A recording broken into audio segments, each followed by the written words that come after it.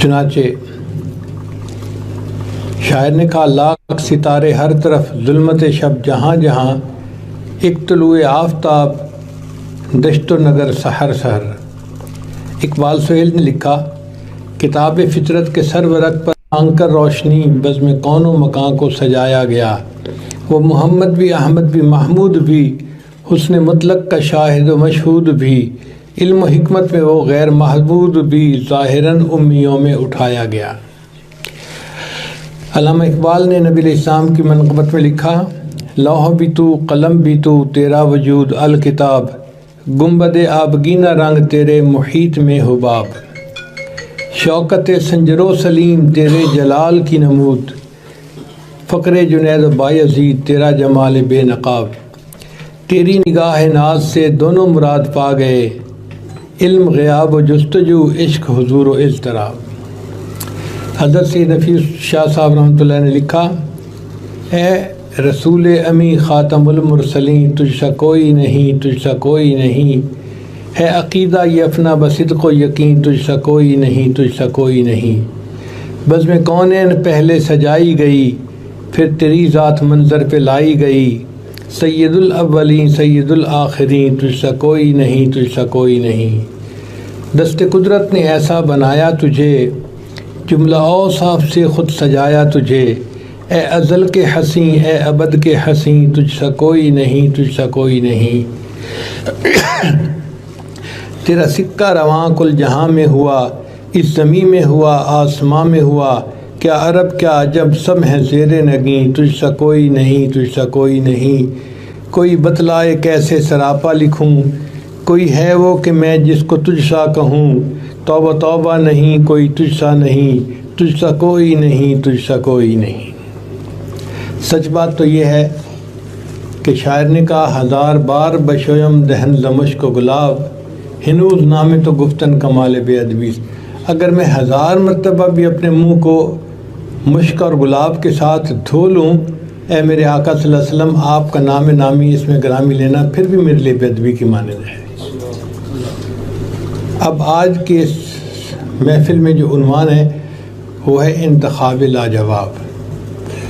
آپ اس کو ایک مثال سے سمجھیے، اگر کوئی بڑا امیر آدمی ہے اور اس نے بیٹی کی شادی کرنی ہے تو وہ بیٹی کے لیے شوہر جو چنے گا وہ سب سے بہترین، جو خاندان چنے گا وہ سب سے بہترین، پھر جو گھر بنائے گا وہ سب سے بہترین، پھر بیٹی کے لیے اگر فرنیچر بنائے گا تو سب سے بہترین، جیولری بنائے گا تو سب سے بہترین، کپڑے بنائے گا تو وہ سب سے بہترین، ایک ایک چیز جو بیٹی کے لیے ہوگی وہ سب سے بہتر ہوگی، کیونکہ اس کو بیٹی کے ساتھ محبت ہے۔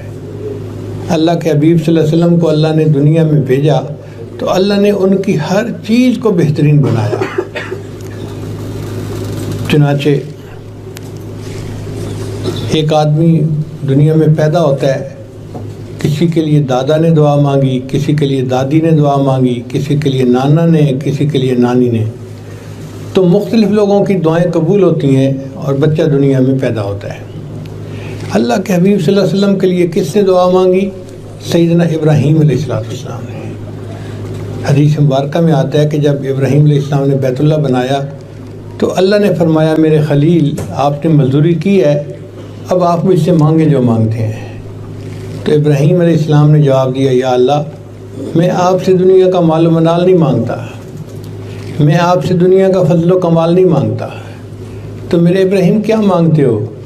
اے اللہ میں آپ سے آمنہ کا لال مانگتا ہوں، ربنا وابعث فیہم رسولا، اے اللہ ان میں اپنے رسول کو بھیج دیجئے، میں نے آپ کا گھر بنا دیا، عبادت سکھانے والے کو بھیج دیجئے، میں نے مدرسہ بنا دیا، علم پڑھانے والے کو بھیج دیجئے۔ تو نبی علیہ السلام نے فرمایا کہ میں ابراہیم علیہ السلام کی دعا کی قبولیت بن کے دنیا میں آیا ہوں۔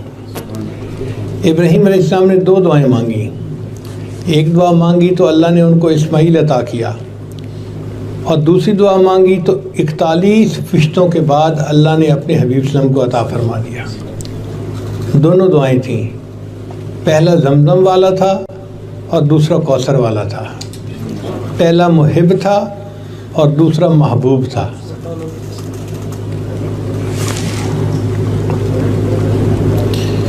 پہلا ذبیح اللہ تھا اور دوسرا حبیب اللہ تھا۔ دونوں دعائیں دیکھو اللہ نے کیسے قبول فرمائی۔ ابراہیم کا معنی ہوتا ہے بزرگی والا، تو نبی علیہ السلام کی دعا مانگنے والا جو بندہ تھا وہ سب سے بہترین، یہ ہے انتخاب لاجواب اللہ کا۔ پھر بچہ پیدا ہوتا ہے یا آنا ہوتا ہے تو اس کی خوشخبری دی جاتی ہے۔ کسی کی خوشخبری الٹرا ساؤنڈ سے ڈاکٹرنی دیتی ہے، کسی کی خوشخبری نرس دیتی ہے، کسی کی خوشخبری حکیم دیتا ہے یا کوئی اور عورت دیتی ہے۔ نبی علیہ السلام کے دنیا میں تشریف آوری کی جو خوشخبری تھی وہ اللہ کے ایک نبی حضرت عیسیٰ علیہ السلام نے عطا فرمائی۔ دیکھو خوشخبری دینے والا بھی بہترین، اللہ تعالیٰ نے کس کو چنا خوشخبری کے لیے کہ عیسیٰ علیہ السلام نے فرمایا کہ میرے بعد ایک رسول آئے گا اسمہ احمد، جن کا نام احمد ہوگا۔ تو ایک نبی نے ڈھنڈورا پیٹا، خوشخبری سنائی کہ اللہ کے نبی اسلام دنیا میں آنے والے ہیں۔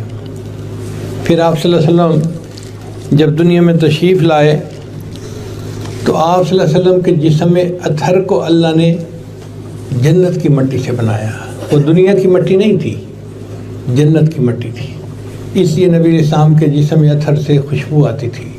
آپ صلی اللہ علیہ وسلم جہاں سے گزر جاتے تھے اس جگہ سے خوشبو آیا کرتی تھی۔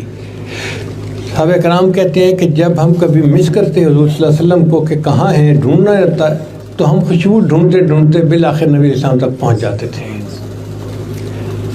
وہ جنت کی مٹی جو تھی وہ ہر جگہ خوشبو مچاتی تھی، اور اللہ کی شان دیکھیے کہ بالآخر جنت کی مٹی مدفون بھی جنت کے ٹکڑے میں ہی ہوئی۔ نبی السلام نے فرمایا ما بین بیتی و ممبری روضۃ من ریاض الجنہ، میرے گھر اور ممبر کے درمیان جو ٹکڑا ہے وہ جنت کے ٹکڑوں میں سے ایک ٹکڑا ہے۔ کہتے ہیں نا کہ پہنچی وہیں پہ خاک جہاں کا خمیر تھا، تو جنت کی مٹی تھی، اللہ نے بالآخر اس کو جنت کے اندر ہی ملا دیا۔ تو دیکھو جسم اطہر سب سے بہترین۔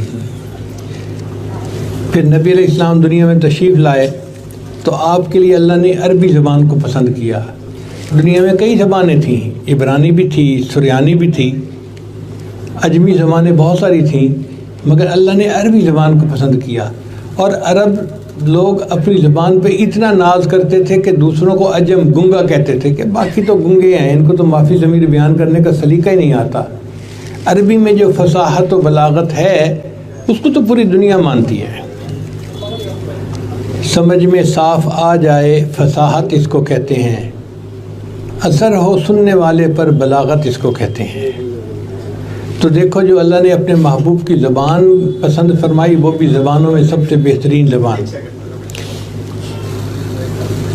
پھر اللہ تعالیٰ نے اپنے نبی وسلم کو جو حسن عطا فرمایا وہ بھی لاجواب۔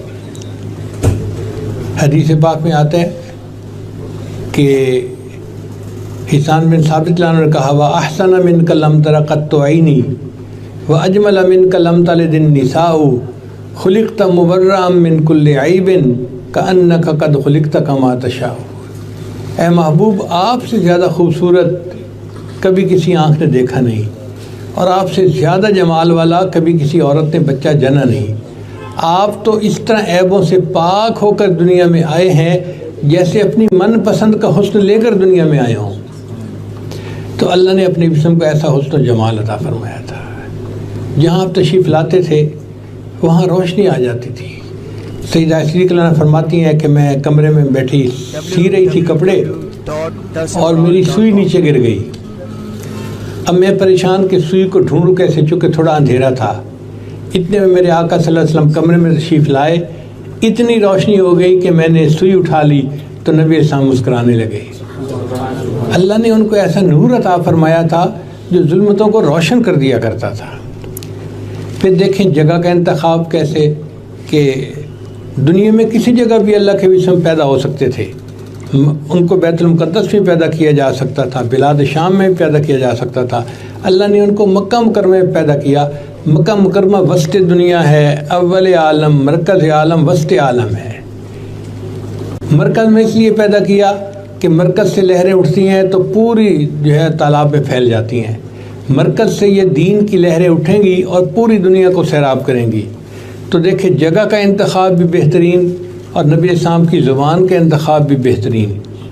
پھر آگے دیکھیے کہ قبیلے کا انتخاب، اسماعیل علیہ السلام کی اولاد میں 44 قبیلے تھے، بنو ثقیف، بنو نذیر، بنو خزرج، بکر بن وائل، یہ سب قبیلے تھے۔ اللہ نے قریش قبیلے میں پیدا کیا۔ قریش قرش سے بنا ہے، وہ جگہ جو حرکت نہ کرے، مضبوط ہو۔ تو یہ قبیلہ مستقل مزاج قبیلہ تھا، مستحکم قبیلہ تھا۔ اللہ نے نبی علیہ السلام کو اس قبیلے میں پیدا کیا۔ پھر قبیلے کی شاخ بنو ہاشم تھی۔ بنو ہاشم مہمان نوازی میں بڑے مشہور تھے، تو ایسی شاخ میں پیدا کیا کہ قبیلہ جو ہے اپنی مہمان نوازی کی وجہ سے دنیا میں مشہور تھا۔ تو قبیلہ بھی بہترین، قبیلے کی شاخ بھی بہترین۔ پھر نبی علیہ السلام کے دادا عبد المطلب تھے، اللہ نے ان کو پسند کیا۔ اس کی کیا وجہ کہ عبد المطلب جو تھے وہ بیت اللہ کے والی تھے، یعنی متولی تھے بیت اللہ کے۔ تو نبی علیہ السلام کو یہ بھی اعزاز ملا کہ ان کے دادا بیت اللہ کے کنجی بردار تھے۔ اللہ نے ان کو عبد المطلب کی اولاد میں پیدا فرمایا۔ پھر عبد المطلب کے 12 بیٹے تھے، اور اکثر کے نام بتوں کے نام پہ تھے۔ عبد العزیٰ، ابو لہب کا یہ نام تھا۔ عبد الشمس، شمس کا بیٹا۔ پھر عبد الحارث، یہ بھی کھیتی کا بیٹا۔ نوفل، سخت جگہ۔ حمزہ، لمبی جگہ۔ عباس، پتھریلی جگہ۔ ان سب بیٹوں میں سے ایک بیٹا نام تھا جس کا نام اللہ کے نام پہ تھا، اور تھا عبداللہ اس کا نام۔ اللہ نے اپنے ابی اسم کے والد کو عبداللہ کے نام سے پسند فرمایا۔ تو والد بھی اپنے بھائیوں میں سب سے بہترین۔ حدیث پاک میں ہے کہ ان کا عبداللہ رضی اللہ عنہ کا حسن ایسا تھا کہ لوگ ان کو مڑ مڑ کے دیکھتے تھے۔ مکہ مکرمہ کی شاید ہی کوئی عورت ہو جو اپنے دل میں وش نہ کرتی ہو کہ اس بندے کا نکاح مجھ سے ہو جاتا۔ اللہ نے ایسا حسن و جمال عطا فرمایا تھا، اس لیے کہ وہ منور شخصیت نبی علیہ السلام کے والد بننی تھی۔ تو والد بھی بہترین، دادا بھی بہترین، اور والد بھی بہترین۔ پھر والد کے بعد والدہ کا قبیلہ ہے، اس کا معنی شاخ والا۔ بنو نذیر، کانٹوں والا۔ نبی السلام کی والدہ کا قبیلہ تھا بنو زہرہ، تر و تازگی والا۔ قبیلے کا نام دیکھو کتنا پیارا ہے۔ اور پھر والدہ کا نام آمنہ، امن والی، امانت کو پسند یعنی رکھنے والی۔ تو نبی علیہ السلام اللہ کی امانت تھے، اور ان کو جس خاتون نے دنیا میں اپنے پیٹ میں پالنا تھا، یہ والدہ کا نام کتنا خوبصورت تھا۔ حالانکہ اس زمانے میں عورتوں کے نام بڑے عجیب و غریب ہوتے تھے۔ ایک عورت کا نام تھا خنسا، بد شکل۔ ایک کا نام تھا حربہ، لڑنے والی۔ ایک کا نام تھا آمنہ، امانت کا خیال رکھنے والی۔ تو نبی علیہ السلام کی والدہ کا نام آمنہ تھا، جو ناموں میں سے بہترین نام تھا، اور واقعی وہ اسم با مسمہ بھی تھی۔ انہوں نے نبی علیہ السلام کو اتنا پیار دیا، اتنی محبت دی، اتنی شفقت دی کہ نبی علیہ السلام پوری زندگی اس کو یاد کرتے تھے۔ پھر نبی علیہ السلام کے نام نامی اس میں گرامی کا، تو ناموں میں سے بہترین نام نبی علیہ السلام کے 2 نام تھے۔ ایک نام تھا محمد صلی اللہ علیہ وسلم، اور ایک نام تھا احمد۔ محمد کا مطلب وہ ہستی کہ جس کی دنیا میں اتنی تعریفیں ہوں، اتنی تعریفیں ہوں کہ اتنی تعریف کسی اور کی ہو ہی نہ سکے۔ اور واقعی یہ بات سچ ہے کہ نبی علیہ السلام کی تعریفیں صرف مسلمانوں نے نہیں کی، نبی علیہ السلام کی تعریفیں کافروں نے بھی کی ہیں، انگریزوں نے بھی کی ہیں، کتابیں لکھی ہیں، ہندوؤں نے، سکھوں نے، کس نے نبی علیہ السلام کی تعریف میں کتابیں لکھی ہیں۔ تو محبوب کی تعریف مخلوق نے خوب کی ہے، جتنا کوئی کر سکتا تھا۔ آپ بتائیں کسی کی منقبت میں 40,000 اشعار کسی نے لکھے؟ نہیں لکھے۔ اگر لکھے تو نبی السلام کے بارے میں لکھے گئے۔ تو محمد نام جس کی تعریف اتنی ہو کہ اتنی تعریف دنیا میں کسی اور کی نہ ہو، یہ نبی علیہ السلام کا نام فرش پہ تھا۔ اور ایک نبی علیہ السلام کا نام عرش پہ تھا، اس کا نام تھا احمد۔ احمد کا مطلب وہ ذات کہ جو اللہ کی اتنی حمد بیان کرے کہ اتنی حمد کبھی کسی نے بیان کی ہی نہ ہو۔ اور یہ بات بھی سچی ہے۔ نبی علیہ السلام فرماتے ہیں قیامت کے دن اللہ مجھے مقام محمود عطا کرے گا، اور میں وہاں جا کر سجدہ کروں گا، اور اللہ کی ایسی حمد بیان کروں گا نہ اس سے پہلے کسی نے کی ہوگی، نہ اس کے بعد کوئی ایسی حمد بیان کر سکے گا۔ تو نبی علیہ السلام ایسی حمد بیان کرنے والے، اس لیے ان کا نام احمد بھی سجتا ہے۔ اب دیکھیں انبیاء کے نام تو بہت تھے مگر ان کے ناموں کے معنی عجیب و غریب. آدم گندم گوں، نوح نوحہ کرنے والا، زکریا سبق دینے والا، ادریس درس دینے والا، یوسف افسوس کرنے والا، یعقوب بعد میں آنے والا، موسیٰ پانی سے نکالا ہوا، عیسیٰ سیاحت کرنے والا. یہ انبیاء کے نام ہیں. لیکن نبی علیہ السلام کے نام نامی اس گرامی کے معنی کتنے خوبصورت ہیں. اللہ فرماتے ہیں کہ وہ ذات جس کی اتنی تعریفیں ہوں کہ دنیا میں کسی اور کی اتنی تعریفیں ہوں ہی نہیں. چنانچہ نبی علیہ السلام محمد بھی تھے، احمد بھی تھے. اور یہ بھی عجیب بات ہے کہ نہ محمد کے نام میں کوئی نقطہ ہے، نہ احمد میں نام میں کوئی نقطہ ہے، اور نہ اللہ کے نام میں کوئی نقطہ ہے. نقطہ اللہ نے اس لیے نہیں پسند کیا کہ بعد میں آنے والے ان پر کوئی دھبا نہ لگا بیٹھے ہیں. میں نے ان کا نام بے نقطہ بنایا ہے تاکہ ان کی ذات کے اوپر بھی کوئی اعتراض نہ کرنے والا کر نہ سکے.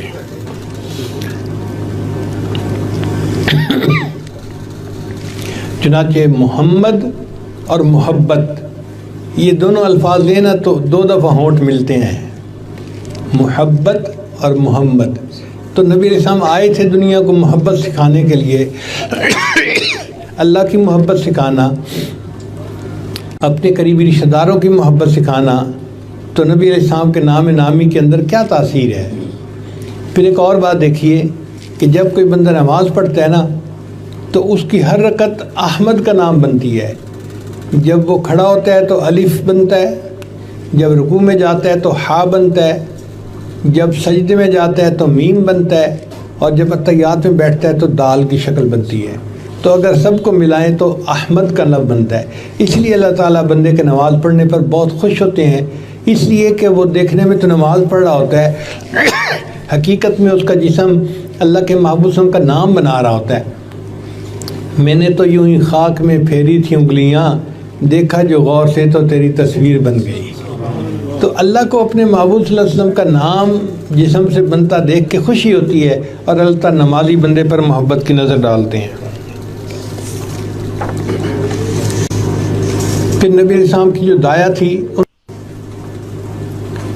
تو نبی علیہ السلام کو اللہ نے ایک ایسے قبیلے کے اندر جو ہے نا وہ بھیجا کہ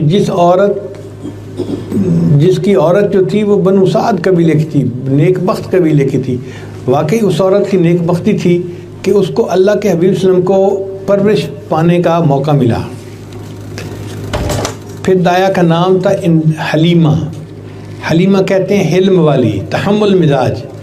کئی عورتیں ذرا کم حلم والی ہوتی ہیں تو بچے کو چھوٹی چھوٹی بات پہ ڈانٹتی ہیں، کوستی ہیں، مارتی ہیں، چٹکیاں لیتی ہیں. اللہ نے فرمایا نہیں، اس عورت نے میرے محبوب کو پالنا ہے.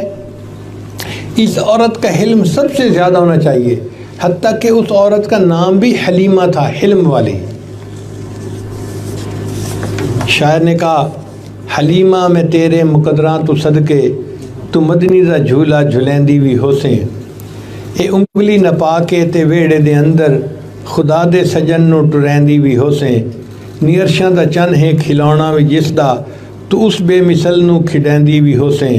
نوا کے دھوا کے تے سرما بھی پا کے، تو تھوڑی ہلا کے ہسیندی بھی ہوسیں. ہمارے ہاں عورتیں یہ سمجھتی ہیں کہ جب بچہ نہا دھو کے آنکھوں میں سرما ڈال لیتا ہے نا تو اس کو نظر جلدی لگتی ہے. اب وہ نظر توڑنے کے طور پر بچے کو کہتی ہے کہ مسکراؤ، تو بچہ تو نہیں مسکراتا، تو وہ پھر اس کی ٹھوڑی پکڑ کے کہتی ہے اچھا مجھے مسکرا کے دکھاؤ. سمجھتی ہیں کہ نظر ٹوٹ جائے گی.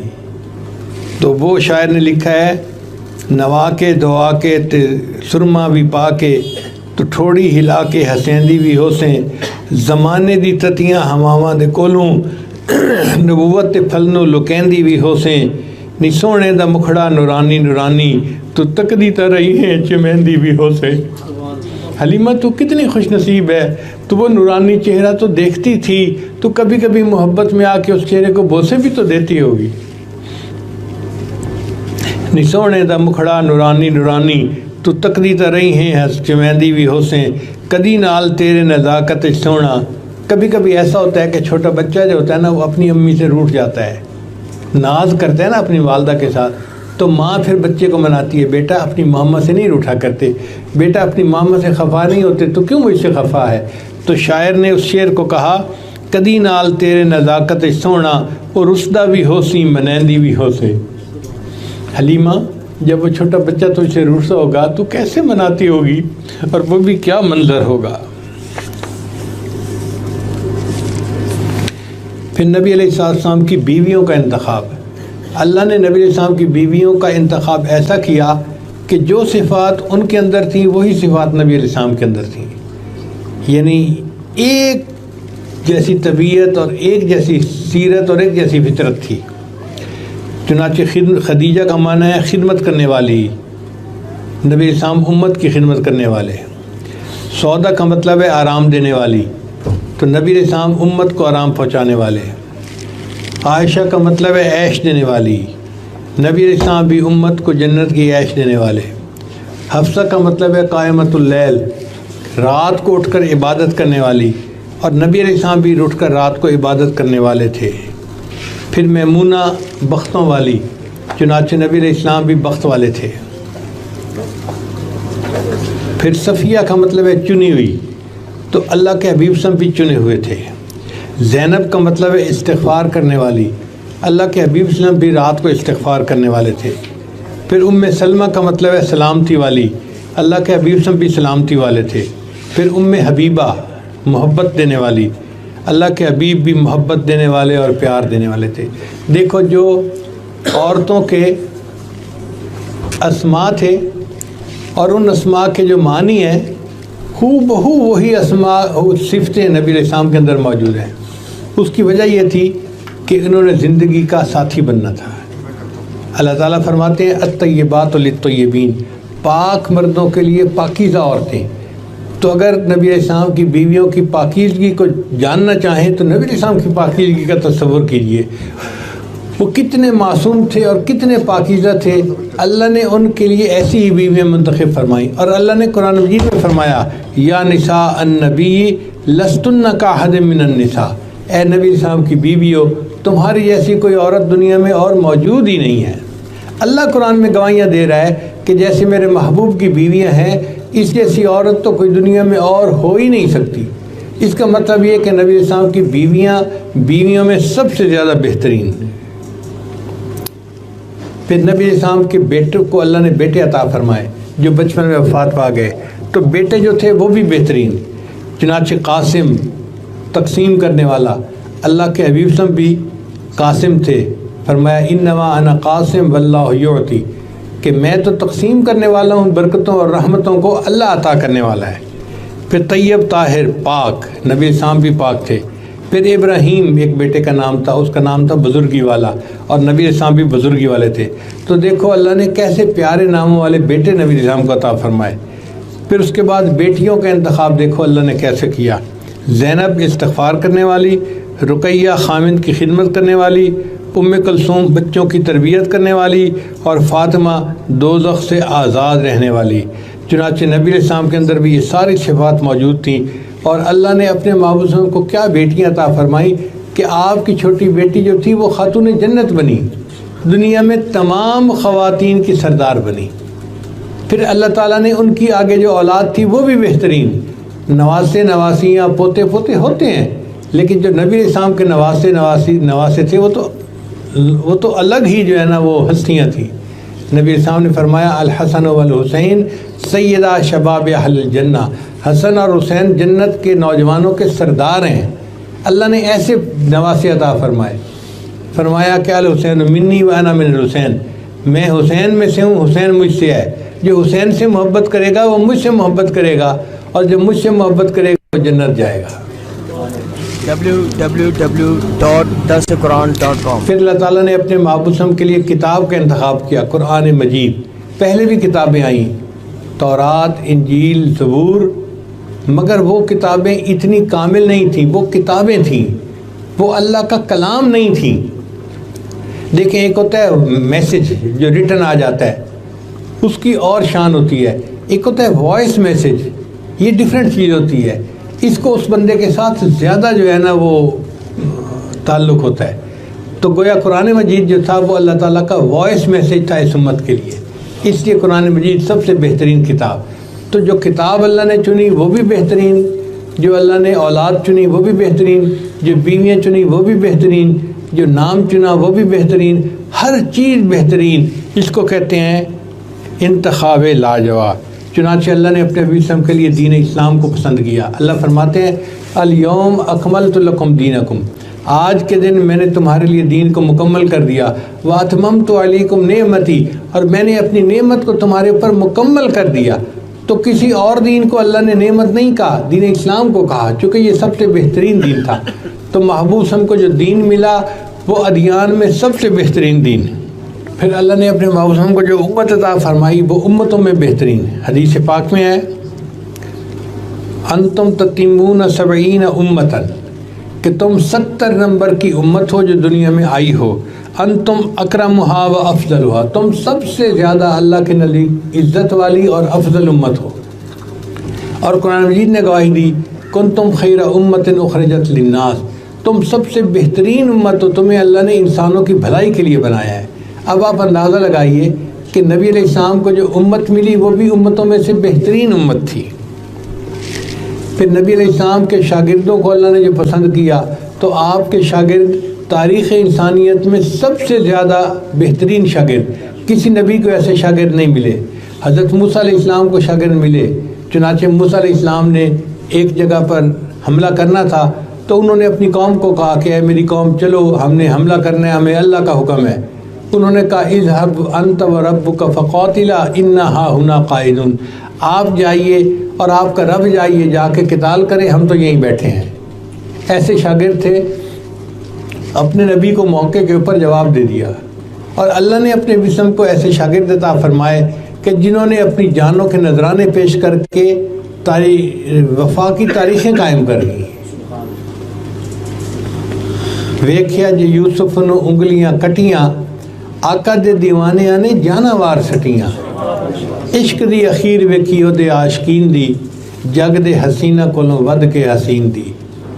بات میں سناواں ایک ایسے محجبین دی، جگ دے حسینہ کولوں ود کے حسین دی۔ تو اللہ تعالیٰ نے اپنے محبوب صلی اللہ علیہ وسلم کو ایسے شاگرد عطا فرمائے۔ چنانچہ آپ کے شاگردوں میں ایک شاگرد تھے حضرت ابوبکر صدیق رضی اللہ تعالیٰ عنہ۔ شاعر نے ان کے بارے میں کیا لکھا ہے ذرا غور سے سنیے۔ فرماتے ہیں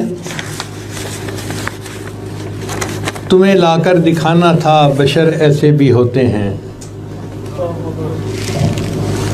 تمہیں لا کر دکھانا تھا بشر ایسے بھی ہوتے ہیں، خدا نے یہ بتانا تھا بشر ایسے بھی ہوتے ہیں، ستاروں سے زیادہ خوبصورت نیکیاں دے کر یہی بابر کرانا تھا بشر ایسے بھی ہوتے ہیں، پہاڑوں سے زیادہ سونے چاندی کو جو ٹھکرا دے دلوں میں یہ بٹھانا تھا بشر ایسے بھی ہوتے ہیں، خلیفہ ہو کے بھی فاقہ کشی کی لذتیں مانگے۔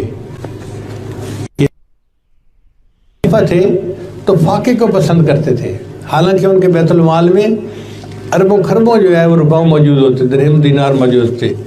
خلیفہ ہو کے بھی فاقہ کشی کی لذتیں مانگے، فرشتوں کو دکھانا تھا بشر ایسے بھی ہوتے۔ اللہ تعالیٰ نے فرشتوں کو یہ دکھانا تھا اے میرے فرشتوں دیکھو بشر ایسے بھی ہوتے ہیں کہ سونے چاندی کے ڈھیر ہیں ان کے قدموں میں لگے ہوئے اور وہ پاؤں سے ٹھکرا دیتے ہیں اور فاقے والی زندگی گزارنا پسند کرتے ہیں۔ چنانچہ شاعر ان کے بارے میں لکھتا ہے پیغمبر تو نہ تھا لیکن پیغمبر جیسا لگتا تھا، پیغمبر تو نہ تھا لیکن پیغمبر جیسا لگتا تھا، وہ دریا تھا مگر گہرے سمندر جیسا لگتا تھا، کچھ ایسی تازگی تھی اس کے چہرے پر کہ وہ سب کو طلوع صبح کے بے داغ منظر جیسا لگتا تھا، نبی کا دور یاد آتا تھا اس کے دور میں ایسا، نبی کے بعد وہ کندے مکرر جیسا لگتا تھا، زمین سمٹی چلی جاتی تھی اس کی فوج کے آگے، یعنی صدیق گنانوں کی فوج جس کے سپہ سالار خالد بن ولید تھے جو انہوں نے مسیلمہ کذاب کے سرکوبی کے لیے بھیجی تھی، اس کے بارے میں فرماتے ہیں زمین سمٹی چلی جاتی تھی اس کی فوج کے آگے، ہر ایک خدمت گزار اس کا سکندر جیسا لگتا تھا۔ یہ تھے حضرت ابوبکر صدیق رضی اللہ عنہ۔ پھر اس کے بعد حضرت عمر رضی اللہ عنہ کا نمبر آتا ہے، اس کے بارے میں شاعر کہتا ہے زمین مانگتے تھے نہ زر مانگتے تھے، پیغمبر خدا سے عمر مانگتے تھے، زمین مانگتے تھے نہ زر مانگتے تھے، پیغمبر خدا سے عمر مانگتے تھے، پہاڑوں پہ بھی خوف طاری ہو جس کا، زمیں پر وہ ایسا بشر مانگتے تھے۔